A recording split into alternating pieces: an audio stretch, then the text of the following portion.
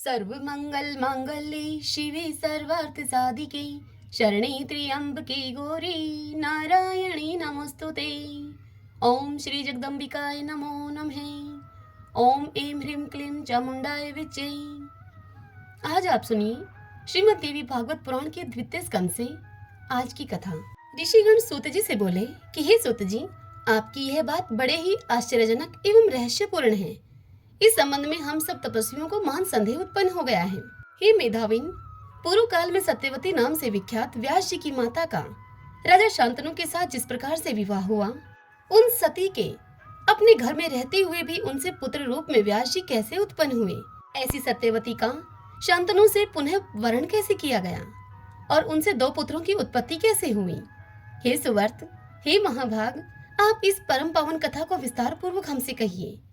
आप व्यास जी तथा सत्यवती की उत्पत्ति का वर्णन कीजिए। हम सभी व्रतधारी ऋषि इस विषय में सुनने के लिए बड़े उत्सुक हैं। तब सूत जी बोले कि मैं चतुर्वर्ग अर्थात चतुर्वर्ग धर्म, अर्थ, काम और मोक्ष कहा जाता है। सूत जी कहते हैं कि मैं चतुर्वर्ग प्रदान करने वाली परमा आदि शक्ति को प्रणाम करके यह शुभ पौराणिक कथा आपसे कहूंगा, जिनके विशिष्ट वाग्भव बीज मंत्र एम का किसी भी बहाने से उच्चारण करते ही शाश्वती सिद्धि प्राप्त हो जाती है। उन इच्छित फल देने वाली भगवती का सभी लोगों को अपनी समस्त कामनाएं पूर्ण करने के लिए समर्पण भाव से सम्यक स्मरण करना चाहिए। वो परिचर नाम के एक सत्यवादी धर्मात्मा ब्राह्मण पूजक तथा श्रीमान राजा हुए, जो कि देश के शासक थे। उनकी तपस्या से संतुष्ट होकर देवराज इंद्र ने उन्हें प्रसन्न करने के लिए शैफ्टिक मणि का बना हुआ एक सुंदर और दिव्य विमान दिया। उस दिव्य विमान पर चढ़कर चेदीराज सर्वत्र विचरण करते थे। वे कभी भूमि पर न उतरने तथा पृथ्वी से ऊपर ही ऊपर चलने के कारण सभी लोकों में उपरिचर वसु के नाम से प्रसिद्ध हुए। वे राजा अत्यंत ही धर्मपरायण थे। उनकी धर्मपत्नी का नाम गिरिजा था, जो कि रूपवती और सुंदरी थी। महाराज उपरिचर के 5 पुत्र हुए, जो कि बड़े महान वीर एवं परम प्रतापी थे। यथा समय उन्होंने अपने राजकुमारों को अलग अलग देशों का राजा बना दिया। एक बार राजा वसु की पत्नी गिरिजा ने ऋतुकाल के स्नान से पवित्र होकर राजा से पुत्र प्राप्ति की कामना की। जिस समय वह प्रार्थना करने लगी, उसी समय उनके पितरों ने उन राजा से कहा कि हे राजन, मृगों को मार लाओ। इस आदेश को सुनकर राजा को अपनी ऋतुमती पत्नी का भी स्मरण हो आया, किंतु पितरों की आज्ञा श्रेष्ठ मानकर तथा अपने कर्तव्य का निश्चय करके राजा मन ही मन गिरिजा का स्मरण करते हुए आखेट के लिए चल पड़े। वन में रहते हुए राजा वसु साक्षात दूसरी लक्ष्मी के समान रूपवती अपनी पत्नी का स्मरण करने लगे। इस प्रकार उस कामिनी के ध्यान से एकाएक उनका वीर्य रसखलित हो गया और राजा ने शीघ्र ही उस रसखलित वीर्य को बरगद के पत्ते पर रख दिया। यह रसखलित तेज व्यर्थ न हो, राजा ने ऐसा सोचकर तथा स्त्री का ऋतुकाल जानकर उन्होंने ऐसा निश्चय कर लिया कि मेरा तेज सर्वथा अमोघ है, इसमें संदेह नहीं है। अतः अवश्य ही इसे मैं रानी के पास भेज दूं। राजा ने जब उस वीर्य को बरगद के दोने पे रखकर अपनी रानी के पास भेजने लगे, तब उन्होंने रानी का ऋतुकाल जानकर उस वीर्य को आमंत्रित किया। राजा ने पास ही बैठे हुए बाज पक्षी को बुलाकर उस पक्षी से कहा कि हे महाभाग, तुम इसे ग्रहण करो और शीघ्र ही मेरे घर चले जाओ। हे सौम्य, मेरा हित करने के लिए इसे लेकर तुम मेरे घर जाओ और इसे शीघ्र ही गिरिजा को दे देना, क्योंकि आज ही उसका ऋतुकाल है।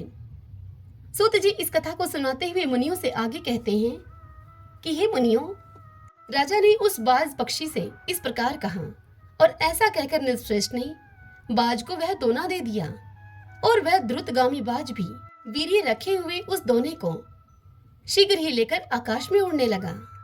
चोंच में पत्ते का दोना लेकर आकाश में उड़ते हुए उस बाज को एक दूसरे बाज पक्षी ने अपनी ओर आते हुए देखा। बाज की चोंच में मांस का टुकड़ा समझकर तत्काल उसने उस बाज पर आक्रमण कर दिया। दोनों बाजों के बीच आकाश में चोंच से घोर युद्ध होने लगा। उन दोनों के युद्ध करते समय वीर्य वाला वह दोना यमुना जी के जल में जा गिरा। दोने के गिर जाने पर दोनों पक्षी वहां से यथेच दिशा में चले गए। उसी समय अद्रिका नाम की एक अप्सरा जल में निमग्न होकर जल क्रीड़ा कर रही थी। उस सुंदर स्त्री ने वहां पर उपस्थित संध्या वंदन करने में तत्पर एक ब्राह्मण को वहां देखा और उन ब्राह्मण का पैर पकड़ लिया। उसने प्राणायाम करते हुए ब्राह्मण ने उस स्वेच्छाचारिणी को देखकर उसे यह श्राप दे दिया कि तुमने मेरे ध्यान में विघन डाला है, इसलिए तुम मछली हो जाओ। इस प्रकार ब्राह्मण श्रेष्ठ से वह श्राप पाकर वह अद्रिका नाम की रूपवती श्रेष्ठ अप्सरा मछली बनकर यमुना के जल में विचरण करने लगी।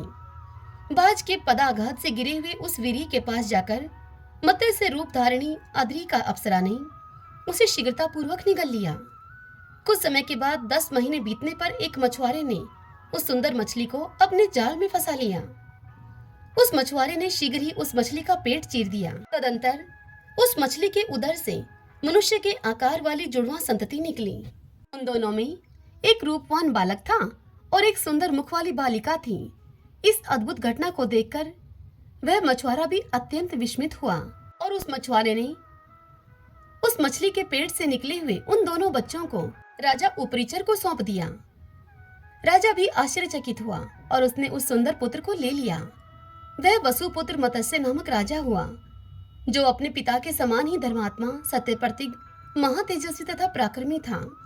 राजा उपरिचर वसु ने वह कन्या उस मछुआरे को ही दे दी, जो कि आगे चलकर काली तथा मत्स्योदरी नाम से प्रसिद्ध हुई। अपने गुण विशेष के कारण वह मत्स्यगंधा नाम से कही जाने लगी। उस मछुआरे दास के घर वह सुंदरी वासवी धीरे धीरे बढ़ने लगी। सूत जी से इस कथा को सुनते हुए ऋषिगण उनसे बोले कि ये सूत जी, मुनि के द्वारा शापित वह अद्रिका नाम की श्रेष्ठ अप्सरा जब मछली हो गई और फिर मछुआरे ने उसे चीर डाला, तब वह मर गई अथवा उसने उसे खा लिया। उस अप्सरा का फिर क्या हुआ? उसके श्राप की समाप्ति कैसे हुई और उसे पुनः स्वर्ग कैसे मिला, यह बताइए। तब सूत जी मुनियों से बोले कि जब मुनि ने उस अप्सरा को श्राप दिया, तब वह अप्सरा विस्मित हो गई और दीनता पूर्वक रोती हुई उस ब्राह्मण की स्तुति करने लगी। दयालु ब्राह्मण ने उस रोती हुई स्त्री से कहा कि हे कल्याणी, तुम शोक न करो, मैं तुम्हारे श्राप के अंत का उपाय तुम्हें बताता हूँ। हे शुभे, मैंने क्रुद्ध होकर तुम्हें जो श्राप दिया है, उससे तुम मत्स्य योनि को प्राप्त होगी, किंतु तुम अपने उदर से एक युगम मानव संतान उत्पन्न करके इस श्राप से मुक्त हो जाओगी। ब्राह्मण के इस प्रकार कहने पर वह यमुना जल में मछली का शरीर पाकर तथा 2 संतानों को उत्पन्न करके मर गई और श्राप से मुक्त हो गई। इस प्रकार शापो उद्धार होने पर वह सुंदर मछली का शरीर त्याग कर दिव्य रूप को धारण करके स्वर्ग को चली गई। इस प्रकार हे विप्रवरों, उस सुंदर मुख वाली उस कन्या मत्स्यगंधा का जन्म हुआ। दास के घर में पुत्री की भांति पालन पोषण की जाती हुई वह कन्या अब बढ़ने लगी। जब वह मत्स्यगंधा किशोर अवस्था को प्राप्त हुई, तब उसका सौंदर्य और भी अधिक बढ़ गया। वह परम सुंदरी वसुकन्या निषाद राज के कार्यों को करती हुई वहां पर रहने लगी। एक बार तीर्थ यात्रा करते हुए महान तेजस्वी पराशर मुनि यमुना नदी के उत्तम तट पर आए और उन धर्मात्मा ने भोजन करते हुए निषाद से कहा कि मुझको नाव से यमुना के पार तुम पहुंचा दो। मुनि का ऐसा वचन सुनकर यमुना के तट पर भोजन करते हुए उस निषाद ने अपनी सुंदर युवा पुत्री मत्स्यगंधा से कहा, हे सुंदर मुस्कान वाली पुत्री, तुम इन मुनि को नाव में बैठाकर पार उतार दो, क्योंकि ये धर्मात्मा तपस्वी उस पार जाने के लिए इच्छुक हैं। पिता के ऐसा कहने पर वह सुंदर वासवी मत्स्यगंधा मुनि को नाव में बैठाकर खेने लगी। यमुना नदी के जल पर नाव से चलते समय दैव योग से प्रारब्ध के अनुसार मुनि पराशर उस सुंदर नेत्रों वाली कन्या को देखकर उस पर आसक्त हो गए। प्रस्फुटित यौवन वाली उस कन्या को देखकर उसे प्राप्त करने की इच्छा वाले मुनिराज ने अपनी दाहिनी भुजा से उसकी दाहिनी भुजा का स्पर्श किया। इस पर उस असिता पांगे ने मुस्कुराकर उनसे कहा कि आपका यह कृत्य आपके कुल, तपस्या तथा वेद ज्ञान के अनुरूप है। हे धर्मज्ञ, आप वशिष्ठ जी के वंशज हैं और कुल तथा शील से युक्त हैं, फिर भी आप कामदेव से पीड़ित होकर क्या करना चाहते हैं? हे ब्राह्मण श्रेष्ठ, इस पृथ्वी पर मनुष्य जन्म दुर्लभ है और उसमें भी ब्राह्मण कुल में जन्म लेना तो मैं विशेष रूप से दुर्लभ मानती हूँ। हे विप्रेंद्र, आप कुल से, शील से तथा वेदा अध्ययन से एक धर्मपरायण श्रेष्ठ ब्राह्मण हैं। मुझ मत्स्यगंधा को देखकर आप अनाचार युक्त विचार वाले कैसे हो गए? हे अमोघ बुद्धि वाले ब्राह्मण, मेरे शरीर में स्थित किस विशेषता को देखकर आप मेरा हाथ पकड़ने के लिए कामासक्त होकर मेरी ओर चले आ रहे हैं? क्या आपको अपने धर्म का भी ज्ञान नहीं है? आहो, ये मंद बुद्धि ब्राह्मण इस जल में मुझे पकड़ने को आतुर हो रहे हैं। मेरा स्पर्श करके कामबाण से आहत इनका मन व्याकुल हो उठा है। इस समय कोई भी इन्हें रोकने में समर्थ नहीं है। ऐसा सोचकर उस निषाद कन्या ने महामुनि पराशर से कहा कि हे महाभाग, आप धैर्य को धारण करें, मैं अभी आपको उस पार ले चलती हूँ। सूत जी इस कथा को सुनाते हुए मुनियों से आगे कहते हैं कि मुनि पराशर उसका हितकारी वचन सुनकर उसका हाथ छोड़ करके वहीं पर स्थित हो गए और उस पार पहुंच गए। तदंतर पराशर मुनि ने मत्स्यगंधा को पकड़ लिया। तब भय से कांपती हुई वह कन्या सम्मुख स्थित मुनि से कहने लगी कि हे मुनिवर, मैं दुर्गंध वाली हूँ, क्या आपको मुझसे घृणा नहीं हो रही? समान रूप वालों के बीच ही परस्पर संबंध आनंददायक होता है। मत्स्यगंधा के इस प्रकार कहते ही पराशर मुनि ने क्षण मात्र में अपने तपोबल से उस भामिनी कन्या को सुमुखी रूपवती तथा योजन गंधा बना दिया। उसे कस्तूरी की सुगंध वाली मनोहर स्त्री बनाकर कामातुर मुनिराज ने अपने दाहिने हाथ से उसे पकड़ लिया। तब सत्यवती नाम वाली उस सुंदरी ने संयोग की कामना वाले मुनि से कहा कि हे मुनि, तट पर स्थित मेरे पिता तथा सभी लोग यहाँ हमें देख रहे हैं। हे मुनि श्रेष्ठ, यह भीषण पशुवत व्यवहार मुझे अच्छा नहीं लगता। जब तक रात नहीं हो जाती तब तक आप प्रतीक्षा कीजिए। मनुष्य के लिए काम संसर्ग रात में ही विहित है, दिन में नहीं। दिन में संसर्ग करने से महान दोष होता है और बहुत से लोग उसे देख भी लेते हैं। हे महाबुद्धे, अब आपकी इच्छा जैसी हो आप वैसा करें। लोक निंदा अत्यंत कष्टकर होती है। सत्यवती का कहा गया युक्ति संगत यह वचन सुनकर उदार बुद्धि वाले पराशर मुनि ने अपने पुण्य बल से तत्क्षण ही कोहरा उत्पन्न कर दिया और उस कोहरे के उत्पन्न हो जाने पर अत्यंत अंधकार में नदी तट पर उस कामनी ने पराशर मुनि से मधुर वाणी में यह वचन कहा। वह बोली, हे द्विश्रेष्ठ, मैं अभी कन्या हूँ और आप मेरे साथ संसर्ग करके चले जाएंगे। हे ब्राह्मण, आप अमोघ वीर्य वाले हैं। ऐसी स्थिति में मेरी क्या गति होगी? यदि मैं गर्भ धारण कर लूंगी तो पिता को मैं क्या उत्तर दूंगी? हे ब्राह्मण, मेरे साथ संसर्ग करके आप चले जाएंगे, तब मैं क्या करूंगी, वह बताइए मुझे। तब पराशर मुनि उस कन्या से बोले कि हे विप्रे, आज मुझे प्रसन्न करके भी तुम कन्या ही बनी रहोगी। हे भामिनी, हे भीरू, तुम जो वर चाहती हो वह मुझसे मांग लो। तब सत्यवती बोली कि हे मानद, आप मुझे ऐसा वरदान दीजिए जिससे कि मेरे माता पिता लोक में इसे न जान सके। साथ ही हे विप्रवर, आप ऐसा करें जिससे कि मेरा कन्याव्रत नष्ट न हो और जो पुत्र उत्पन्न हो वह आप ही के समान अपूर्व ओजस्वी हो। मेरी यह सुगंध सदा ही बनी रहे और मेरा यौवन नित्य नूतन बना रहे। तब उस कन्या की यह बात सुनकर पराशर मुनि बोले कि हे सुंदरी, सुनो, तुम्हारा पुत्र पवित्र तथा भगवान विष्णु के अंश से अवतीर्ण होगा। हे सुंदरी, वह तीनों लोकों में विख्यात होगा। मैं तुम्हारे ऊपर किसी कारण विशेष से ही कामासक्त हुआ हूँ। हे सुमुखी, मुझे ऐसा मोह पूर्व में कभी नहीं हुआ। अप्सराओं के रूप को देखकर भी मैं सदा धैर्य धारण किए रहा। दैव योग से ही तुम्हें देखकर मैं इस प्रकार काम के वशीभूत हुआ हूँ। इस विषय में तुम कोई विशेष कारण ही समझो। दैव का अतिक्रमण अत्यंत कठिन है, अन्यथा अत्यंत दुर्गंध युक्त तुम्हें देखकर मैं इस प्रकार क्यों मोहित होता। हे वरानने, तुम्हारा पुत्र पुराणों का रचेता, वेदों का विभाग करने वाला तथा तीनों लोकों में विख्यात होगा। सूत जी मुनियों से आगे बोले कि हे विप्रवरों, ऐसा कहकर अपने वश में आई हुई उस कन्या के साथ संसर्ग करके मुनिश्रेष्ठ पराशर तत्काल ही यमुना नदी में स्नान करके वहां से शीघ्र चले गए और वह साध्वी सत्यवती भी तत्काल गर्भवती हो गई। यथा समय सत्यवती ने यमुना जी के द्वीप में दूसरे कामदेव के तुल्य एक सुंदर पुत्र को जन्म दिया। उत्पन्न होते ही उस तेजवान पुत्र ने अपनी माता से कहा, हे माता, मन में तपस्या का निश्चय करके ही अत्यंत तेजस्वी मैं गर्भ में प्रविष्ट हुआ था।